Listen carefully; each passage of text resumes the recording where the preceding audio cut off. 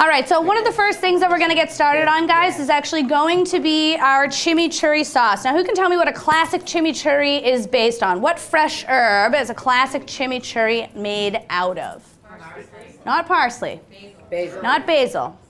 Cilantro. Very good. Let's all raise our glasses.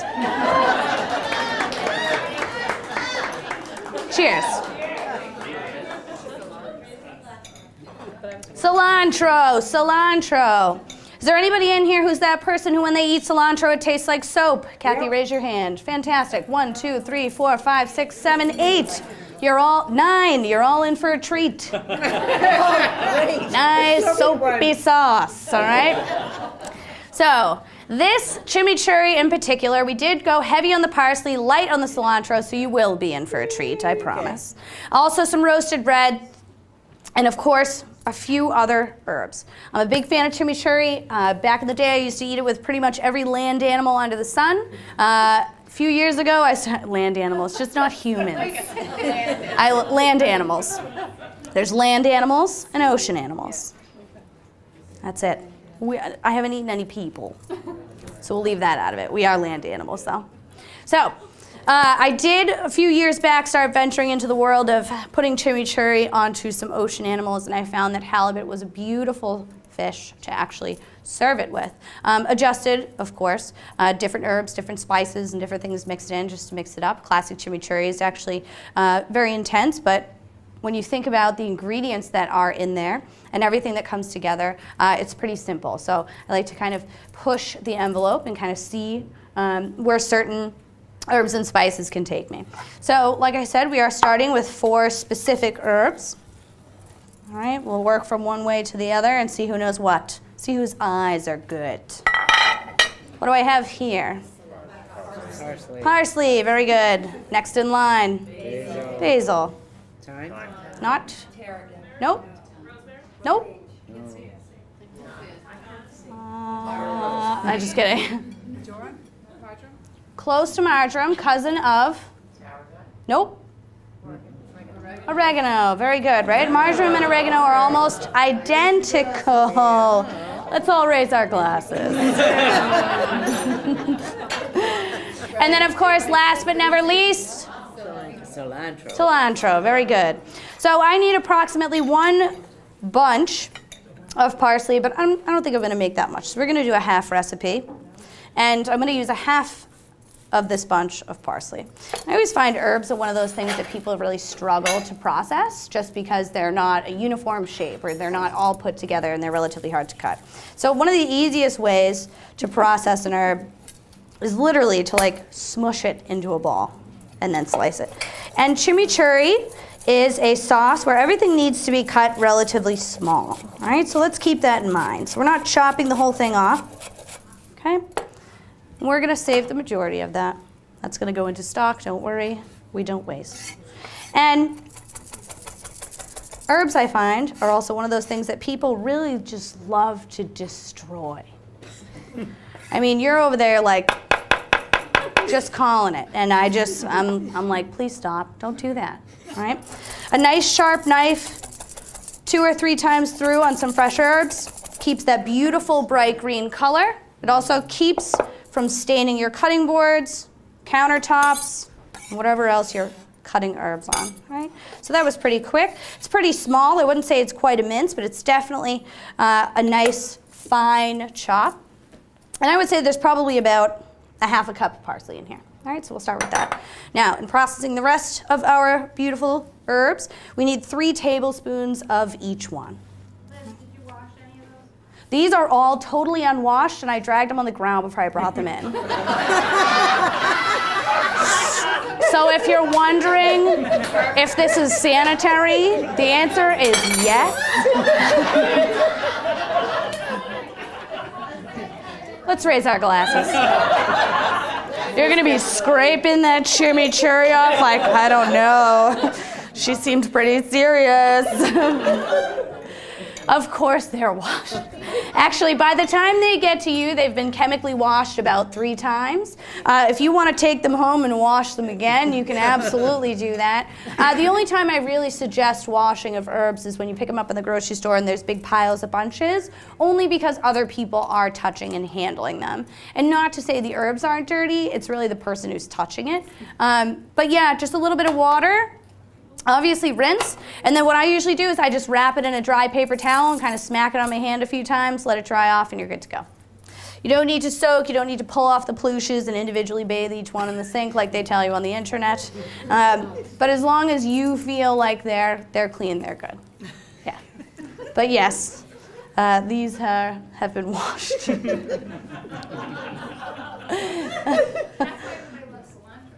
I know, right? That soapy taste it's not from the cilantro, it's the chemicals that they use to wash it. So you know it's clean if you can taste that soap. All right, it's terrible. People who work in the produce section at Stop and Shop are gonna hate me forever. All right, so again, I only need about 3 tablespoons of each herb and saving all the stems, right? So cutting everything relatively small, but not tiny. We don't want it to be like a dust or a paste. We just want to get it nice and fine so you're not choking on chunks of fresh herbs, because that's uncomfortable. So I've heard, I don't really know.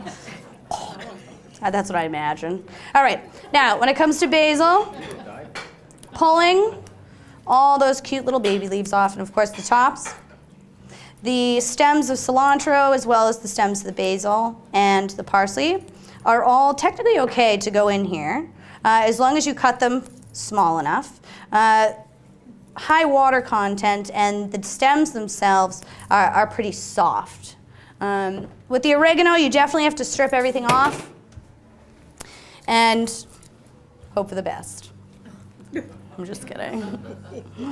Just kidding. So, pulling all of the leaves and all the plooshes off of the basil, and I'm just going to strip all of the teeny tiny cute leaves off of the oregano, just using the very tender tips.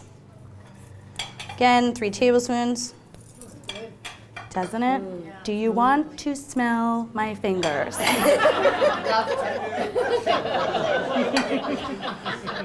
This is the only socially acceptable time to ever ask that question.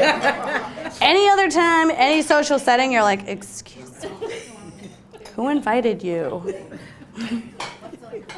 What's on my fingers? Unknown. I wash my hands 800 times a day. Actually, I'm an oyster farmer, so there's probably plenty of stuff on there. Yummy. How many oysters did you eat for breakfast? 6 before 9 o'clock. I know, I only had 6 today. I heard they're bad for you.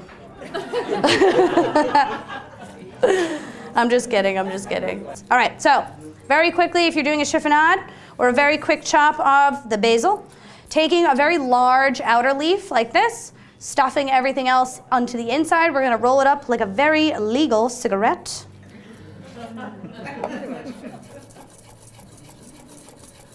Okay.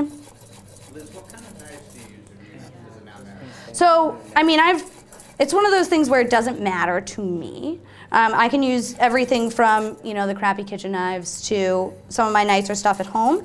In here, I use Miyabi. And Miyabi is the Japanese knife and knife line that was produced by a German knife company, Henkel. All right, it's their first attempt. They did a great job. In here, I also use globals as well. So I love Japanese knives. And at home, I have Kershaw, Shun, and Korin. So I use Japanese, pretty much anything Japanese. All right, so herbs are in here. 1/2 cup of parsley, 3 tablespoons basil, 3 tablespoons cilantro, 3 tablespoons of oregano. Very simple, very easy. The worst part about it is going to the grocery store and torturing the man in the produce section, or woman. I don't know who it is, depends on the time of day. Okay? Now, other things that we're gonna add to this, simple stuff. About 1 teaspoon of fresh chopped garlic. Please buy the fresh chopped garlic. There's no such thing as garlic water, right? The stuff that chopped garlic comes in as a saline solution, very similar to what you use to clean your contact lenses. Now let's think about it next time you see it. Tasty, tasty. Let's raise our glasses. All right? Also, we're using a little bit of roasted red here. We make ours in-house. Obviously, you can do that as well if you have time. Very simple. Take a whole pepper just like this, coat it in extra virgin olive oil, salt, pepper, onto the grill or into the oven, under broil, blacken it completely. Don't worry about burning it. That's the whole point. Blacken it into a bowl, cover it. 5 minutes later, peel off all the black and you end up with beautifully roasted reds, right? And we just want to chop ours a little bit. These are already kind of julienned. Now, if you're not going to make your own, I always encourage you to spend the extra $1 on the expensive ones, okay? Don't buy the stuff in a can, always buy stuff in a jar that you can see, and spend $5 or $6 instead of $3 or $4. If you're making something that accents a roasted red pepper, you don't want it to taste like that creepy jelly that they sell that's also roasted red pepper, all right? So, wiping off our board. Unless you got roasted reds from like 1985 and you want to get rid of them, then do it. The choice is yours. Finally, a little bit of red onion. I think I only need about like 1/3 of a cup. Keeping it relatively small. That's what a sharp knife does. I want everyone to run home, take your 3 favorite knives. And throw them away. No. And get them sharpened. If the person at Sur La Table looks confused when you hand them to them, then maybe throw them away. Oh, this is just amazing. Like, when is this from? It has a wooden handle. All right. Keeping it relatively small, I need about 1/3 of a cup. Totally fine. In it goes.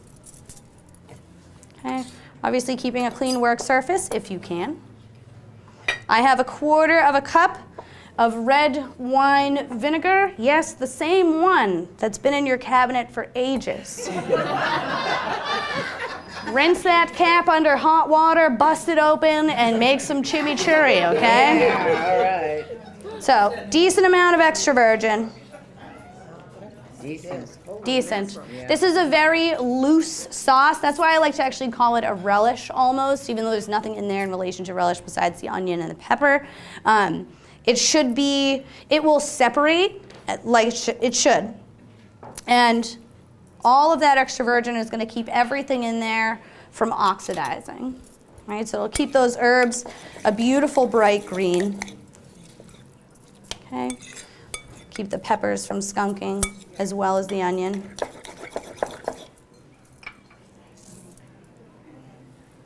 Little bit of salt and pepper. I don't know how much. It depends on how much you're using, how saucy you're feeling. Feeling frisky, put a lot in there. Feeling cheap, put a little. I like it. All right, done. Probably 10, probably about 10 servings. You should be putting about a heaping tablespoon. It might be a bit more, but you should be putting like a solid heaping tablespoon on top. When you guys receive your fish, you'll see how much is going on there.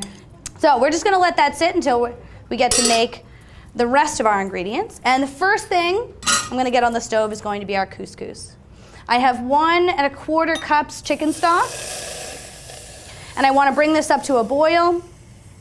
And then we're going to add our couscous. Now I'm using the Sardinian / Israeli / pearl couscous, which is the big balls, all right? Regular couscous is the small balls. This is the big balls, so when you go to the grocery store, you're like, damn, what kind of couscous? The big ball couscous, okay? Attic, can you get closer? The balls look small. Here we go. So, big bowl of couscous. We're gonna use 1 cup. So for the 1 1/4 cups worth of chicken stock, we're using 1 cup of dried couscous. And we'll give that a moment to come up. So this is almost to a boil. I'm going to cheat a little bit and put this in. Tiny little bit of salt. We'll season with pepper later. Couscous. Food so nice, they named it twice. I was just going to make a horrible, totally inappropriate joke. Oh, say it. Say it. Go, go, go. All right. Nope. We're all in The moment is gone. Rewind. You disappoint us, so Liz. So it's fine. Just text me later. Tell you the joke outside of work. All right, so as soon as this comes up to a boil, back up to a boil, I'm going to turn it down to a simmer. For the pearl couscous, you want to cook it between 5 and 10 minutes, and that really depends on you, how efficient your stovetop is, what you're using for a liquid, whether it's seasoned or not. So you should treat this couscous the same way that you would treat regular pasta out of a box, which is, 5 minutes in, take a piece out, taste it. See what the texture is at that point. Is it the al dente that you like, or is it the al dente that the box likes, or is it the al dente that your dog likes? Because dogs will eat anything we don't know. All right? So take a piece out, give it a little taste. Beautiful, we're at a boil, down to low. So we're just gonna let that simmer along while we grill our veggies. And we're using 4 vegetables for our delicious couscous. I have some red onion, which I'm going to slice that end off. So I want to do 2 nice slices of red onion. A little bit of red pepper, fresh. Save that.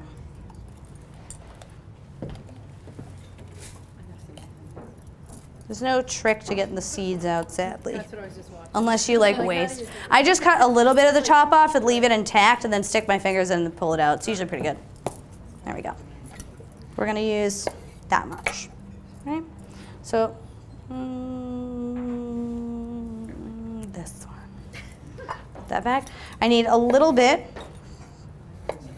of yellow squash. And a little bit of zucchini. Right? All of the rest of this is going to be saved and used for other things, except for those. Those I'm not using.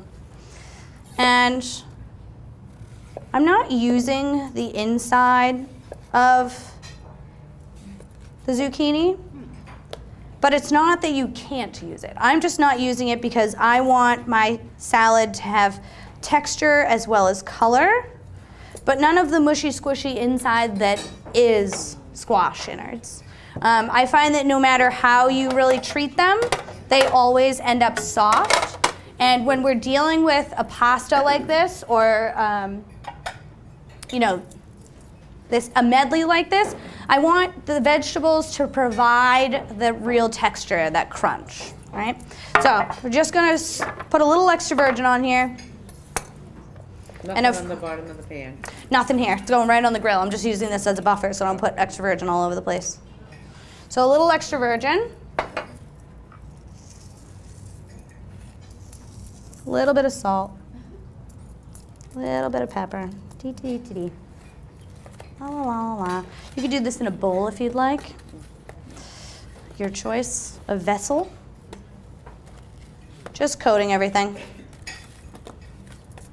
All right, and onto the grill it goes.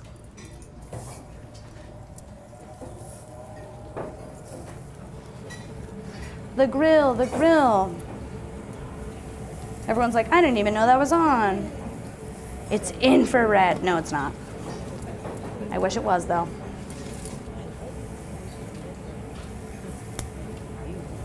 So, I want to soften the vegetables, but not cook them until they're like baby food. I want that little bit of char from the grill for both flavor and color, right? And then we're gonna cut them up and add them to our couscous. All right, so board's clean. Our couscous is cooking. I have this beautiful bowl of couscous that's already cold. And technically you can mix all of these ingredients together warm if you'd like. The only thing that I would omit would be the feta cheese because it's basically gonna melt and get weird and runny. So you could definitely make this without the cheese and serve it warm if you'd like. I really like this dish cold, so that's the direction that we decided to go in. All right, so I'm gonna let that sit there. This should be done in just a couple of minutes. Now guys, if you have food in front of you, I encourage you to eat it while it's nice and hot / cold.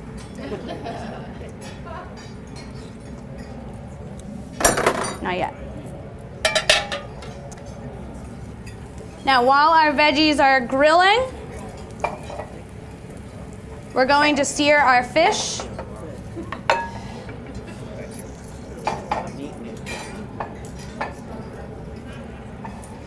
I'm seasoning my fish with just a little bit of salt and pepper.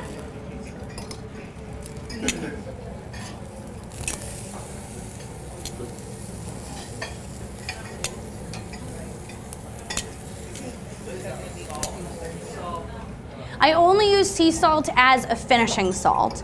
So when you buy sea salts or salts from specific places, they tend to have a bit more of a delicate flavor, and they actually have terroir to them. So those should be used as a finishing salt, so into a salad, or once this fish is cooked, on top of the fish. Once your steak is grilled, on top of the steak. Iodized salt, I just say, like this stuff's basically meant for your driveway, so take it outside. But yeah, always kosher salt. I actually prefer the Diamond brand, oddly enough. I've been buying it for 13 years, so. But yeah, always kosher.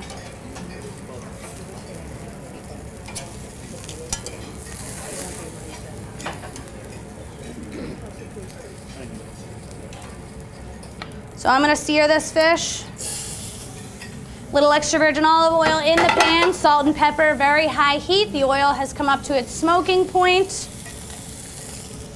And how long? I would say it's probably gonna be about 3 minutes on the sear side. Let's time it. 7:52.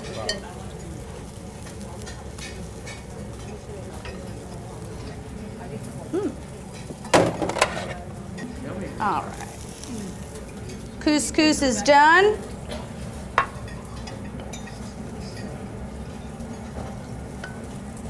Beautiful. Just spreading it out a little. This is just going to help it cool a little bit faster. Boop, boop, boop.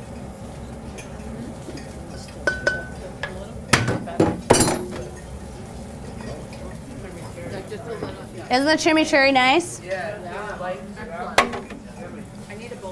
You're like, I need a pile of chimichurri.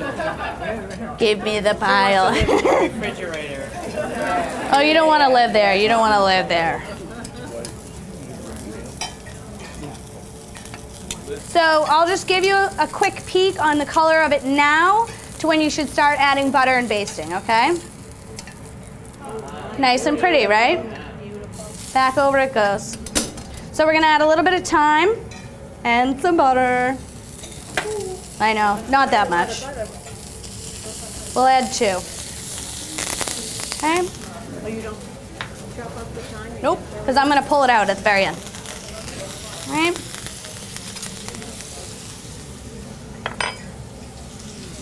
A little bit of Pernod. Actually, I'll wait till the very end. Pernod is anise flavored liqueur. So you could use like Sambuca, Ouzo, any of that stuff.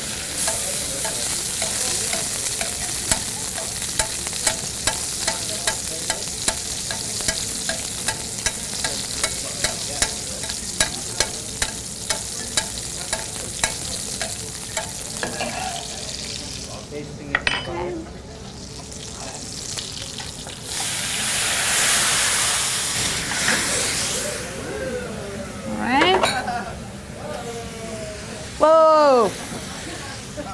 So obviously burning off the booze, once you burn off the actual alcohol in this liqueur, it just basically makes almost like a candy crust on the fish.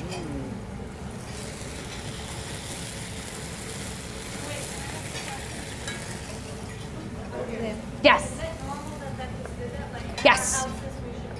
So my advice to you as far as your house goes If you have a gas stove and there is no microwave above it, then yes, absolutely. If you're worried about your furniture and your cabinetry and things like, and yourself and maybe your house, your eyebrows, things like that, then I would say just take it out onto the porch with the pan nice and warm. You can put the liqueur right into the pan and actually put like a stick lighter into it, and it will flambe that way. So always a stick lighter, never a bic, because that's when you lose your knuckle hair instead. I haven't had any in years, but I imagine once it grows back in, it will be fierce. All right. Yes. Did you flip that? I did not. So no flipping. All right, so just to summarize the fish for you, fish seared one side, 3 minutes.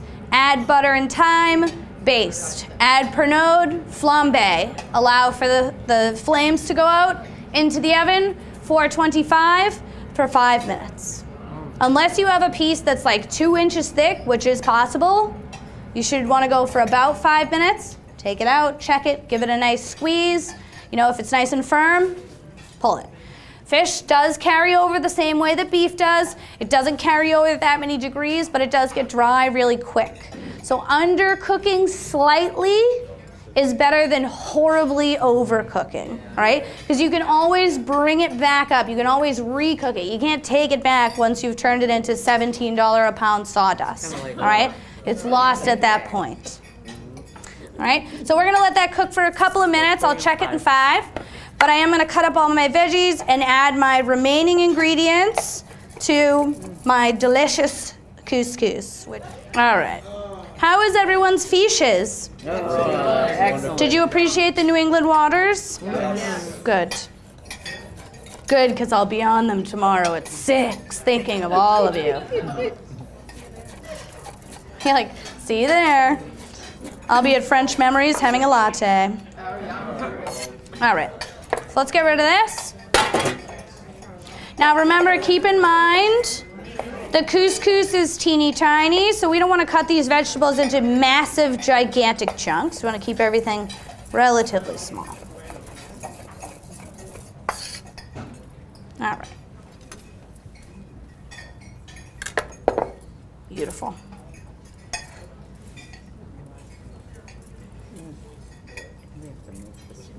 It's so easy. I actually make this with rice. I make this with rice pilaf. I make it with orzo. I make it with couscous, regular, the big ball couscous. You can do it with ditalini pasta. It comes out really well. Small ball as well.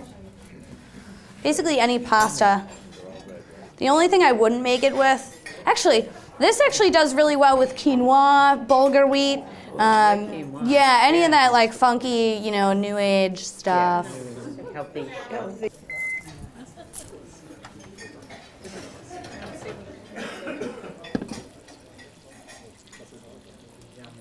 Beautiful.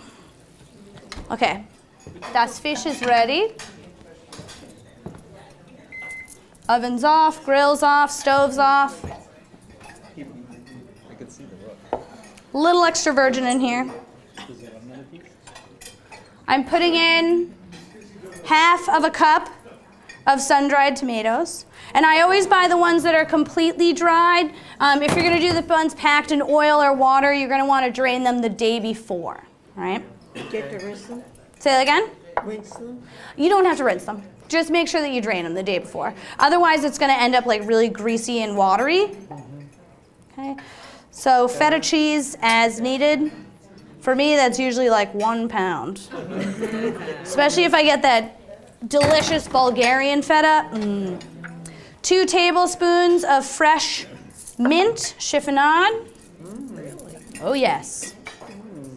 Little extra salt and pepper. Remember, our vegetables are seasoned and the couscous was cooked in water, in chicken stock that had salt in it as well.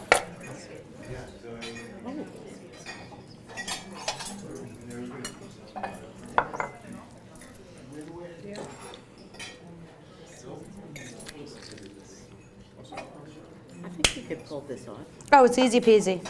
Easy peasy, lemon squeezy. Or as one of my friends sent me this really funny picture of Bert from Sesame Street that said, I thought life was going to be easy peasy lemon squeezy, but it turns out it's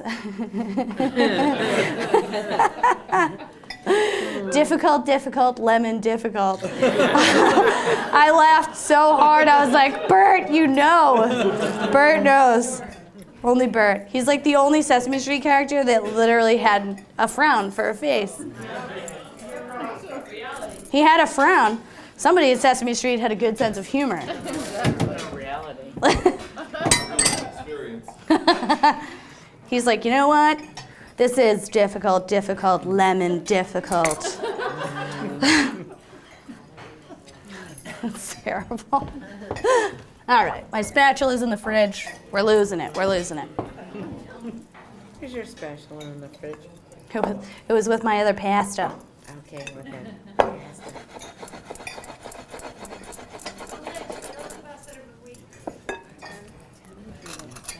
You want the bowl? You like pass it over here? You're like, let's just pour the chimichurri over the pasta salad. Last, but never least, we plate. Okay, so a little bit of balsamic reduction in the bottom. Imagine if I bled black blood. Oh my God. The big black bug bleeds black blood. I knew it. So a little balsamic in the bottom of the bowl. It's my ice cream spoon. This is what I eat ice cream with. If you're gonna go out, you gotta go out in style. Woman found on couch eating ice cream with shovel. It's me. A small shovel. I have one of those in my trunk.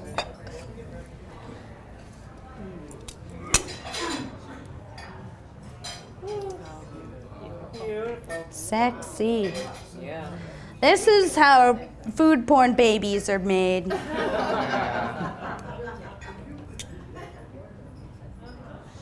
Gorgeous. Doesn't it? This is breakfast, lunch, and dinner. That's what I named my first 3 chickens. Silky's breakfast, lunch, and dinner. Are they still with you? Oh yeah. Oh. Oh yeah. They're not big enough to eat yet. Give them time. Oh yes, another 6 to 8 weeks. They'll be oven ready. Here we go.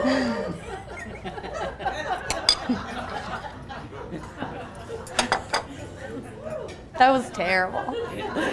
It's true though. But it is. I don't feed them cheeseburgers so that they can enjoy the cheeseburger. It's so I can then enjoy it a 3rd time later on. All right, so this is our beautifully pan-seared halibut over a grilled vegetable couscous and a roasted red pepper chimichurri.